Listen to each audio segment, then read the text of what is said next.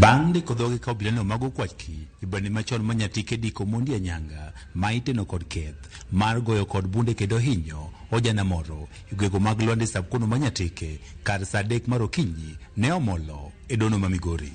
Anyanga ni ochopo e nyim jang'ad bura Johnston Munguti ka keth mane ondikne en temo nego ojanano moen kaka Justus chieng' tarik 24 mar dwe mar 7 mar higani igwego mag Lwanda e sabkono manyatike.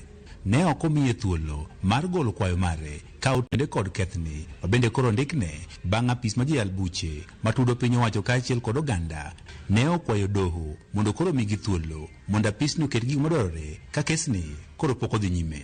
Bang' winjo kwayoni, jang'ad bura Johnston Munguti ne owe Anyanga thuolo kod rambun maromo milion 1 kata omenda ma aching' maromo $300,000.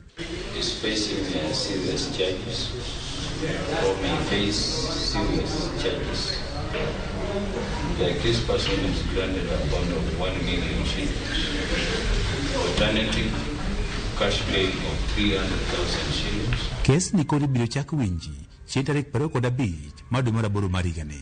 Lipot manogolo kod jatend obila e kaunti ni ma Migori ma Kwanjala e kinde ma ndalo mokalo ne oyango ni jobunde machon manyatike ne gimayo bunde mare kawe kod kethni mabende kod itene godo. Jobunde machon manyatike diko mondi anyanga en achiel kuom jogo eko mabende osiwuok oko mar laro kom makach burano manyatike. George Juma, Ramogi TV, Migori. Kwa mbele ni duol matayo